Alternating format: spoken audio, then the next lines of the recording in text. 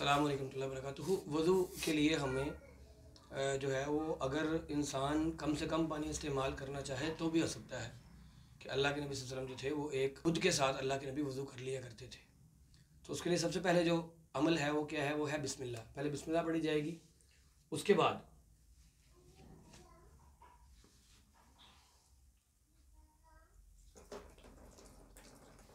इस तरह से करके 3 बार हाथों को उंगलियों का खिलाल करते हुए अच्छे तरीके से अपने ये जो हाथ की कलाई का ये जोड़ है, ये जो जिसको हम गुट बोलते हैं, गुट तक उसको हमने उसको अच्छे तरीके से धो लेना है। अब ये धो लिया तो उसके बाद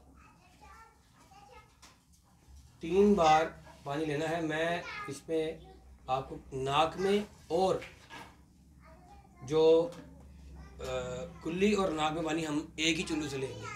तो इसमें हम ये चुल्लू पानी का लेंगे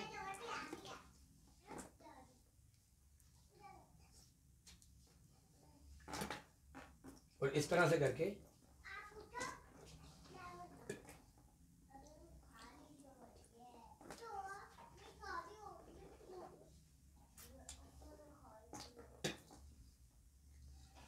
फिर नाक और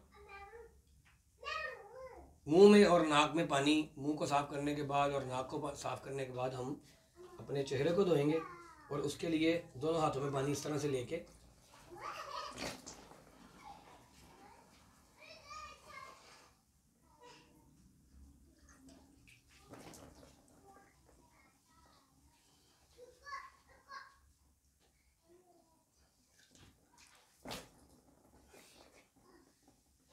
अपने चेहरे को साफ़ कर लीजिए। चेहरा नाम है जो ये आपके जहाँ पर बाल ख़त्म होते हैं, बालों ख़त्म होने से लेकर ये जितनी आपका अगला हिस्सा है, ये ठोड़ी के नीचे तक के हिस्से को हम चेहरा कहते हैं, मुंह कहते हैं। इसको धोना ज़रूरी है। अब क्योंकि मेरी दाढ़ी है तो जो दाढ़ी वाले हजरात होंगे वो दाढ़ी का खिलाल करेंगे। तो इस तरह से करके पानी ले लिया जाए। पानी लेके अच्छे तरीके से दाढ़ी को, ताकि दाढ़ी के नीचे अच्छे तरीके से पानी ये चला जाए। फिर उसके बाद अगली चीज़ आती है, तीसरी चीज़, बाजुओं को धोना। तो फिर ऐसे हाथों में पानी ले लिया जाएगा और ऐसे बाजू के ऊपर डाल के बाजू को अच्छे तरीके से मल लिया जाए। नबी करीम सल्लल्लाहु अलैहि वसल्लम ने अगर एक दफ़ा एक यमनी जुब्बा पहना हुआ था जिसके बाजू तंग थे, तो नबी करीम ने उसको ऊपर से मसा नहीं किया, बल्कि अल्लाह के नबी ने बाजू को अपने कमीज़ के अंदर से निकाल के फिर बाजू धोई। तो ये मसा नहीं किया जाएगा, बल्कि बाजू को धोना ही पड़ेगा। तो इसलिए या तो कमीज़ खुले आस्तीन की पहने, ख़वातीन हो या मर्द हो, या अगर ऐसी चीज़ नहीं है तो नमाज का वक्त हो जाए तो उस कमीज़ को उतार के वज़ू करके दोबारा कमीज़ पहनी जा सकती है। तो इसी तरह से 3 बार जो है वो पानी लेके अपने अच्छे तरीके से अपने बाजू को मल लिया जाए और बाजू का कोई हिस्सा भी जो है वो खुश्क ना रहे। इसको एक दफ़ा भी अगर अच्छे तरीके से धो लिया जाए तो भी ये मुकम्मल है और दुरुस्त है। दाएं बाजू को धोने के बाद फिर हम बाएं बाजू की तरफ इस तरह से करके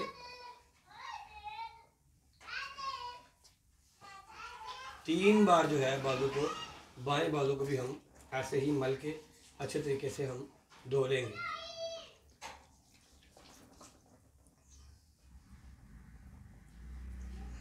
फिर इसके बाद अब हमारे क्योंकि मसा की बारी है तो इस तरह से सिर्फ अपने हाथों के अंदर पानी लिया जाएगा, हाथों को झाड़ा जाएगा और सिर्फ ऐसे यहाँ तक करने से भी मसा मुकम्मल है। और अल्लाह के नबी की सुन्नत ये भी है कि अल्लाह के नबी यहाँ से वापस हाथों को आगे की तरफ भी लाते थे। तो पीछे की तरफ करने से भी ये मुकम्मल हो जाएगा। और उसके बाद ये कानों के लिए नया पानी लेने की ज़रूरत नहीं है, बल्कि कानों के सुराख के अंदर और कानों के जो बाहर का हिस्सा है इसको साफ़ कर लिया जाए। फिर इसके बाद अगला जो हमारी चीज़ है वो है हमारे पैरों का धोना। तो पैरों को धोने के लिए पहले दाएं पाँव को धोया जाएगा और अपनी छोटी उंगली के साथ अपने जो उंगलियों के अंदर जो खिलाल है वो किया जाएगा कि आसानी के साथ जो है वो हमारे पाँव उससे धुल जाएं और मुकम्मल पैर को अच्छे तरीके से धो लिया जाए कि पाँव का कोई भी जो हिस्सा है वो खुश्क ना रहे। इसी तरह से इसको आप 1-2 बार पानी बहा के अच्छे तरीके से मल के तो इसको आप साफ़ कर सकते हैं। और ये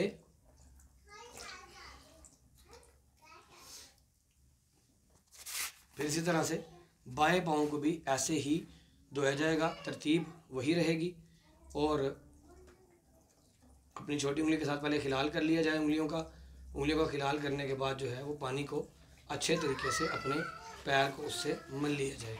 تو یہ اللہ رب العزت کی توفیق سے یہ ہمارا وضو مکمل ہے۔ وضو مکمل ہونے کے بعد ہم نے دعا پڑھنی ہے، اشہد ان لا الہ الا اللہ وحدہ لا شریک لہ واشہد ان محمدا عبدہ ورسولہ، اللہم اجعلنی من التوابین واجعلنی من المتطہرین۔ تو یہاں تک ہمارا وضو مکمل ہے۔ انشاءاللہ مزید آگے آپ کو ہم اس کا بھی ڈیمو دکھائیں گے انشاءاللہ۔